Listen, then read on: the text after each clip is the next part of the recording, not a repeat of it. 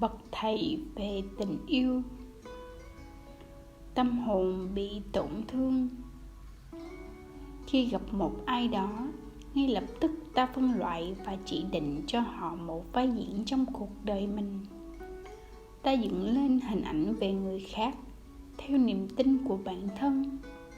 Ta làm việc này với tất cả mọi người và bạn bè quanh mình. Ta có quyền năng tạo tác.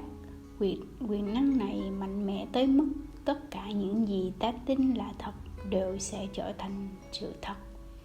Ta tạo nên bản thân mình, một phiên bản được dựng lên từ niềm tin của ta. Ta sống như thế nào chính là do ta tin con người của mình là như thế ấy. Hiện thực của ta, tất cả những gì ta tin đều là do ta sáng tạo mà nên. Suốt cuộc đời, ta luyện tập để trở thành con người hiện tại. Ta đã tập nhiều tới mức thuần thục cái con người mà ta tin là chính mình. Ta thuần thục tính cách của mình, niềm tin của mình. Ta thuần thục mọi hành động, mọi phản ứng. Ta luyện tập năm này qua năm khác và đạt tới trình độ thượng thừa trong việc sống trong vỏ bọc mà ta tin chính là con người thật của mình. Một khi nhận ra được tất cả chúng ta đều là những bậc thầy, ta sẽ vỡ ra được mình có quyền năng gì. Tất cả những biến cố và khổ đau trên đời này đều do ta tập luyện mà thành. Cách ta suy nghĩ, cảm nhận và hành động đều trở thành thói quen tới mức ta không cần phải chú tâm mình đang làm gì nữa.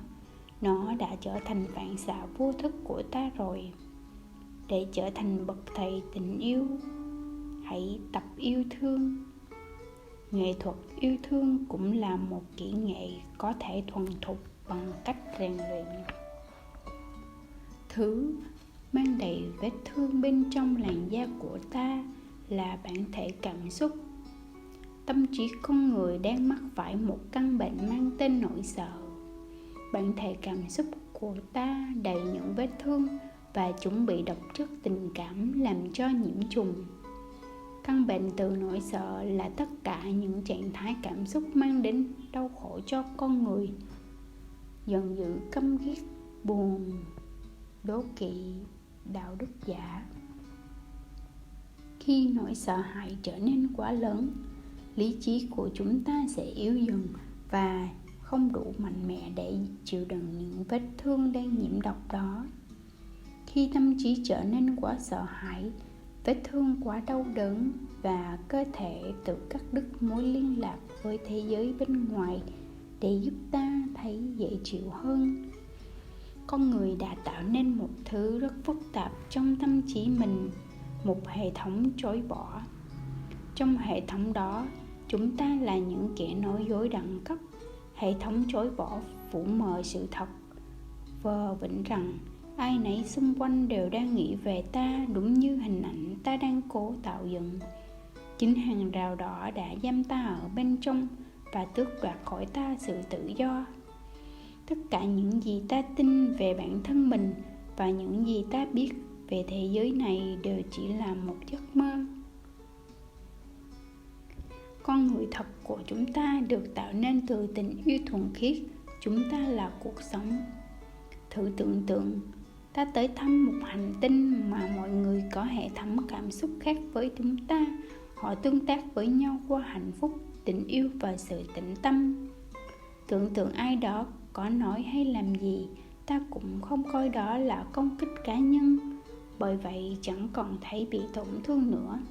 Ta không cần phải bảo vệ bản thân. Ta không còn sợ yêu thương, chia sẻ, mở rộng lòng mình nữa. Làm sao ta có thể kết nối với người bị tổn thương về tình cảm và đang sợ hãi đây? Khi một người sinh ra bản thể tình cảm, linh tánh của anh ta hoàn toàn khỏe mạnh. Khi có gì sai, trẻ con cũng phản ứng lại và tự bảo vệ mình. Nhưng sau đó chúng lại quên ngay và quay lại tập trung vào thực tại để tiếp tục chơi và khám phá. Trẻ con luôn sống cho khoảnh khắc hiện tại. Chúng không xấu hổ vì quá khứ, không lo lắng về tương lai. Trẻ con thể hiện cảm xúc của mình, chúng không hề sợ trao đi yêu thương. Những khoảnh khắc hạnh phúc nhất trong đời ta là khi ta vui đùa như những đứa trẻ, khi ta ca hát và nhảy múa, khi ta khám phá và sáng tạo vì niềm yêu thích. Thật tuyệt khi được cư xử như trẻ con, bởi đó mới chính là tâm trí ở trạng thái bình thường của con người. Khi là trẻ con, ta rất ngây ngô và bày tỏ tình cảm là việc tự nhiên nhất trên đời. Những đứa trẻ dần lớn lên và bị cha mẹ, ông bà, thầy cô, bạn bè lây bệnh. Họ thu hút sự chú ý của chúng rồi nhồi nhét những ý tưởng vào đầu chúng ta bằng cách nhắc đi nhắc lại. Vấn đề nằm ở chương trình và thông tin được lưu giữ trong trí não mỗi người. Chúng ta sợ bị phạt và còn sợ không được ban thưởng nữa. Trước đó ta chẳng quan tâm người khác có chấp nhận mình hay không. Ý kiến của mọi người có quan trọng gì đâu, khi mà ta chỉ cần được chơi và sống trong hiện tại. Nỗi sợ không được nhận phần thưởng trở thành nỗi sợ bị từ chối. Nỗi sợ mình không được như kỳ vọng của ai đó khiến chúng ta cố gắng thay đổi, cố gắng xây dựng nên một hình tượng, rồi ta cố gắng thể hiện hình tượng đó ra ngoài theo những gì người đời muốn, với mong mỏi được họ chấp nhận và ban thưởng. Ta tập luyện và luyện tập và rồi thuần thục kỹ năng sống như một người nào khác, không phải là chính mình. Dần dần ta quên mất bản thân là ai và bắt đầu sống trong những hình tượng của mình. Ta không chỉ tạo ra một mà rất nhiều hình tượng dựa trên các nhóm người khác nhau mà ta tương tác. Ta có một hình tượng bên ngoài mà ta cố gắng thể hiện cho người khác thấy. Nhưng lúc ở một mình ta lại là một hình tượng khác. Tới khi trở thành người lớn, hình tượng bên trong và bên ngoài đã trở nên quá khác biệt, thậm chí không còn ăn nhập gì với nhau nữa. Trong mối quan hệ giữa nam và nữ, có tới 4 hình tượng cùng lúc giao tiếp. Làm sao họ thực sự hiểu được nhau đây? Tất nhiên là không thể. Họ chỉ có thể cố gắng hiểu được hình tượng đối phương đắp nặng nên. Khi người đàn ông gặp người đàn bà, anh ta hình dung về cô ấy qua góc nhìn của mình. Người đàn bà cũng hình dung người đàn ông như vậy. Rồi anh ta cố làm cho người đàn bà khớp với hình tượng anh ta tạo ra cho cô, và người đàn bà cũng làm điều tương tự. Bây giờ giữa họ có tới 6 hình tượng. Rõ ràng là họ đang lừa dối nhau, kể cả khi họ không nhận ra mình đang làm vậy. Mối quan hệ giữa họ dựa trên nỗi sợ hãi và những lời nói dối. Có một khoảng cách giữa con người bên trong và con người mà ta đang thể hiện ra ngoài. Khoảng cách càng lớn, ta càng khó hòa nhập vào xã hội giấc mơ, càng ít nhận được tình yêu hơn. Ta lấp đầy khoảng cách giữa hình tượng bên trong và bên ngoài bằng những lời nói dối. Đó là lý do tại sao ta có nhu cầu được nghe những lời khen ta giỏi, ta đang làm tốt, ta xinh đẹp. Có quá nhiều người đang đau khổ vì những hình tượng mà mình cố gắng thể hiện ra ngoài. Con người giả bộ như mình quan trọng lắm, nhưng đồng thời chúng ta cũng tin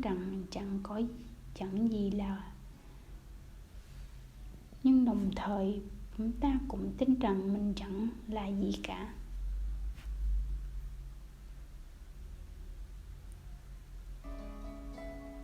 Ta cố gắng trở thành một ai đó trong giấc mơ của cộng đồng này để được người ta công nhận và chấp nhận. Con người là những sinh vật rất nhạy cảm. Bản thể cảm xúc có một bộ phận tựa như hệ thống báo động cho ta biết khi nào thì có gì đó bị sai lệch. Khi cảm nhận được cơn đau, nghĩa là cơ thể của ta gặp vấn đề nào đó. Hệ thống báo động của bản thể cảm xúc chính là nỗi sợ. Năng lượng cảm xúc tồn tại trong gia đình sẽ chỉnh lại tần số cho bản thể cảm xúc. Ta bắt đầu chơi trò chơi của người lớn, trò chơi của giấc mơ ngoài kia, và ta thua cuộc. Ta đánh mất sự ngây thơ và tự do của mình. Ta đánh mất niềm hạnh phúc và cả khuynh hướng yêu thương. Niềm vui sướng hạnh phúc của đứa bé chính là cách thể hiện tình yêu của nó. Chạy nhảy, chơi đùa là cách thể hiện yêu thương. Chính cái cảm giác về sự bất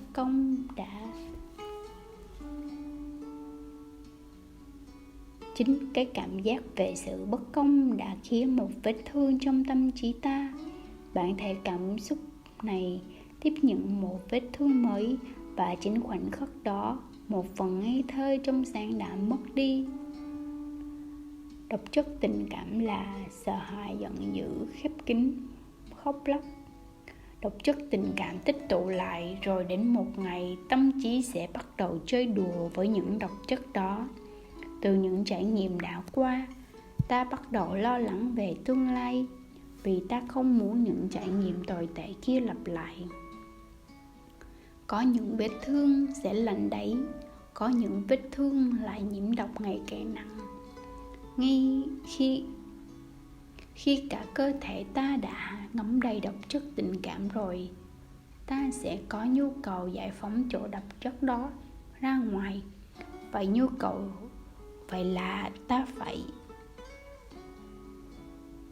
Ta sẽ có nhu cầu giải phóng độc chất đó ra ngoài.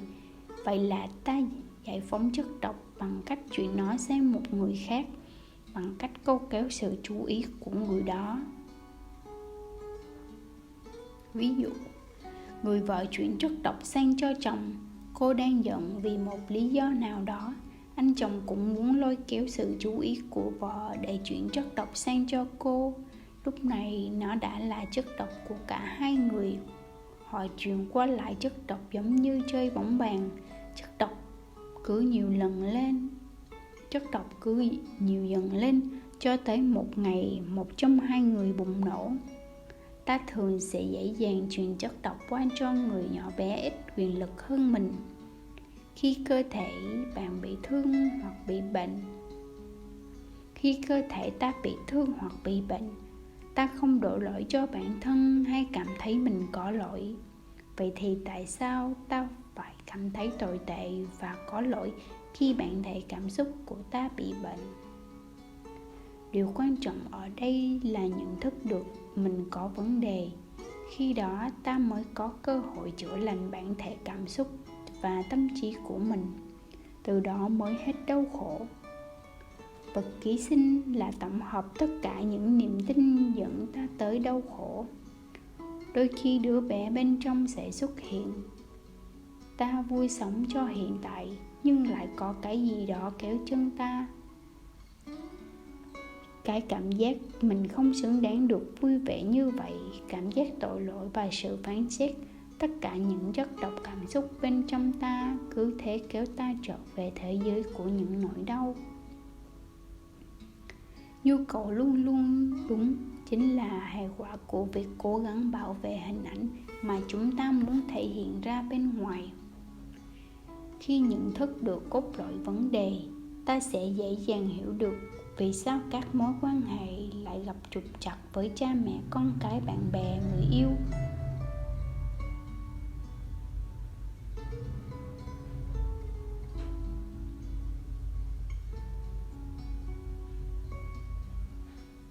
Và cả bản thân ta. Bởi vì ta bị tổn thương và mang trong mình độc chất tình cảm mà bản thân không ôm đồm nổi. Ta sẽ không bao giờ hoàn hảo cả. Ấy thế mà ta lại không cách nào tự tha thứ cho bản thân nếu chót có một khiếm khuyết nào. Nếu ta đang ở trong một mối quan hệ bạo hành, thì đó là bởi vì ta chấp nhận nó. Ta tin mình đang bị như vậy. Ta có giới hạn ngược đãi tối đa mà bản thân chấp nhận được. Thế nhưng không ai trên đời này có thể đối xử tồi tệ với ta hơn chính ta. Ngưỡng tự ngược đãi cũng sẽ quyết định mức độ ngược đãi ta có thể chấp nhận từ người khác. Khi ai đó hành hạ ta nhiều hơn mức ta tự hành hạ mình, ta sẽ bỏ đi, chạy trốn khỏi họ. Nhưng nếu người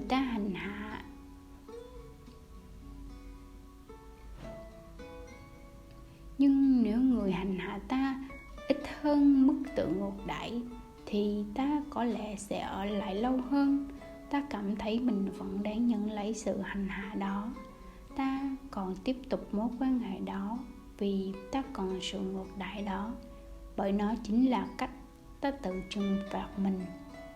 Cuộc sống đem đến cho ta chính xác những gì ta cần. Con nghiện là người có ham muốn lớn hơn, lúc nào cũng lo sợ anh ta sẽ không được nhận liều thuốc tình yêu tiếp theo.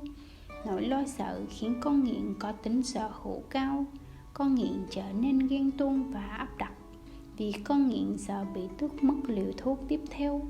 Người có ham muốn lớn hơn sẽ hoàn toàn đầu hàng và sẵn sàng làm bất cứ điều gì để không bị người kia ruồng bỏ. Sự tôn trọng mà họ thề thốt sẽ dành cho nhau đã bay biến hết. Sự giận hờn, những cảm xúc độc hại, cách họ làm tổn thương nhau từng chút một, và nó có thể lớn dần lên. Thế rồi họ không biết tình yêu đã dừng lại từ bao giờ. Họ ở bên nhau vì sợ cô đơn, sợ những phán xét từ người ngoài, sợ phán xét từ chính bản thân mình. Nhưng tình yêu ở đâu? Câu "Chúng tôi đã sống sót qua cuộc hôn nhân", điều đó có nghĩa là một trong hai người đã đầu hàng người kia. Người ít ham muốn hơn và có ý chí mạnh mẽ là người thắng cuộc chiến. Người ít ham muốn hơn và có ý chí mạnh mẽ là người thắng cuộc chiến. Nhưng còn ngọn lửa mà họ gọi là tình yêu ở đâu?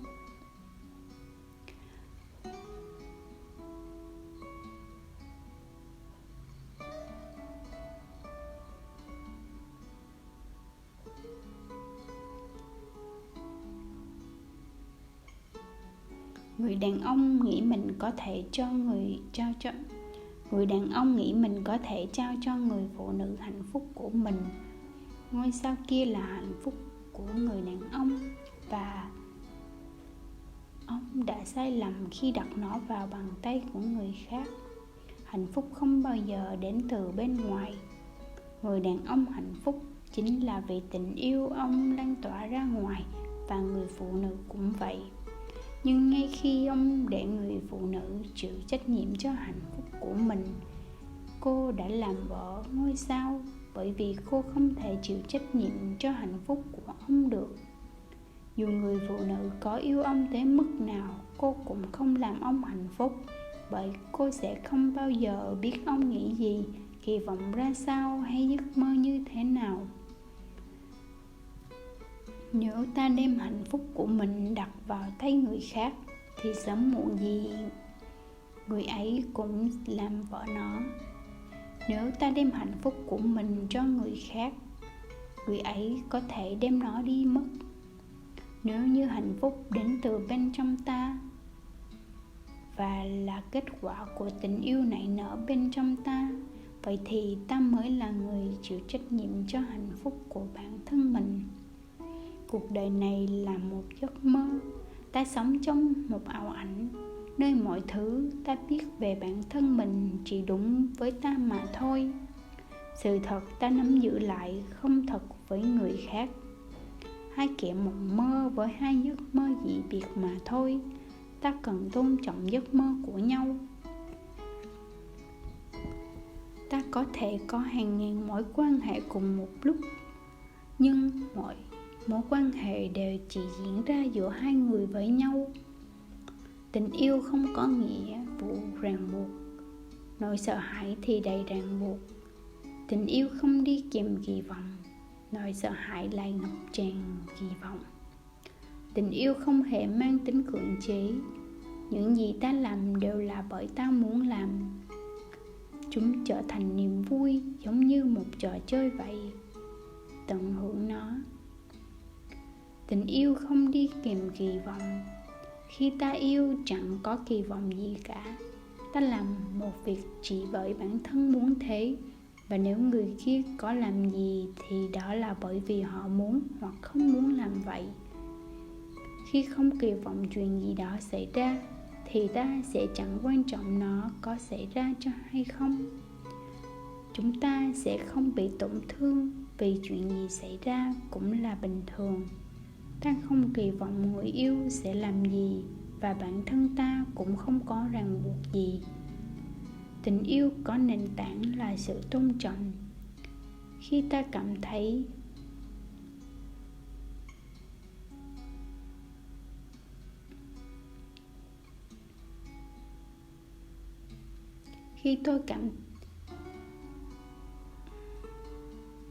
Tình yêu có nền tảng là sự tôn trọng.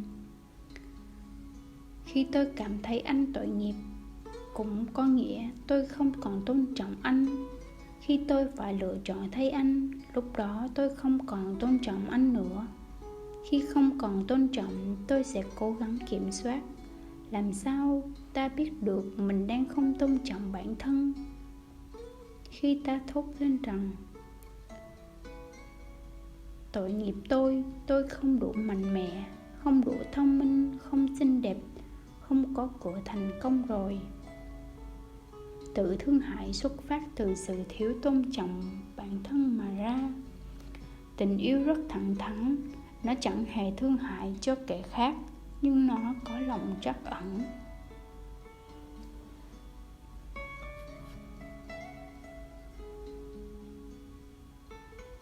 Tôi yêu anh, tôi tin anh có thể làm được. Tôi biết anh đủ mạnh mẽ, thông minh, giỏi giang để tự đưa ra những quyết định của mình. Anh có thể làm được. Nếu anh thất bại, tôi sẵn sàng đưa tay giúp đỡ. Tôi sẵn sàng vực anh dậy. Tôi có thể nói anh làm được mà, cố lên. Tình yêu là hoàn toàn chịu trách nhiệm. Trốn tránh trách nhiệm là một trong những lỗi lớn nhất của ta. Khi đưa ra hay không đưa ra một quyết định, ta vẫn sẽ nhận lại một kết quả hoặc phản ứng. Dù thế nào, ta đều phải nhận lại hệ quả từ hành động của mình. Con người ai cũng phải chịu hoàn toàn trách nhiệm cho những gì mình đã làm. Tình yêu thì lúc nào cũng tử tế. Khi ta chẳng có nghĩa vụ hay kỳ vọng gì hết, ta không thấy tội nghiệp cho bản thân và người yêu của mình. Đối với ta, mọi việc đều ổn. Vì thế nụ cười lúc nào cũng thường trực trên môi ta. Ta cảm thấy hài lòng về bản thân mình. Bởi ta đang hạnh phúc nên ta cư xử thật tử tế. Tình yêu lúc nào cũng nhân hậu. Nó khiến ta hào phóng hơn và sẵn sàng mở rộng mọi cánh cửa. Tình yêu là vô điều kiện. Tình yêu không bao giờ có chữ nếu như. Tôi yêu em chẳng vì lý do gì cả, cũng chẳng cần biện hộ gì cả. Tôi yêu em vì chính bản thân em, và em cứ tự do thể hiện chính mình. Nếu tôi không thích cá tính của em thì tôi nên ở bên một ai khác với những cá tính mà tôi thích.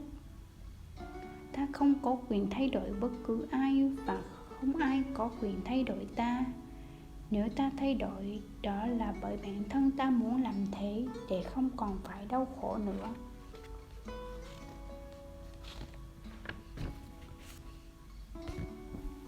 Đồng đội thì phải cùng chơi, chứ không phải đối đầu nhau. Cho dù lối chơi của hai người khác nhau, nhưng cả hai đều có chung một mục tiêu, cùng chơi với nhau và có những giờ phút vui vẻ. Khi trong mối quan hệ ta coi đối phương như đồng đội, ta sẽ thấy mối quan hệ đó dần tốt đẹp lên. Thắng thua ở đây không quan trọng. Ta chơi vì thấy vui. Hãy thể hiện rõ ràng trước những kẻ ích kỷ lợi dụng. Tôi không thích khi anh lợi dụng, thiếu tôn trọng và cư xử tệ bạc với tôi. Tôi không cần người bạo hành mình về ngôn từ, tình cảm và thể xác. Tôi không cần phải nghe anh chửi thề mỗi ngày. không phải vì tôi tốt hơn anh, chỉ đơn giản vì tôi yêu cái đẹp. Tôi muốn được cười, được vui vẻ và yêu thương, không phải vì tôi ít được. Không phải vì tôi ích kỷ, chỉ là tôi không muốn ở bên cạnh một người tự thấy mình là nạn nhân của tất cả. Không phải vì tôi không yêu anh, nhưng tôi không thể chịu trách nhiệm cho giấc mơ của anh được. Sự hào phóng, tự do và tình yêu sẽ tạo nên mối quan hệ đẹp nhất, một mối quan hệ lâu bền.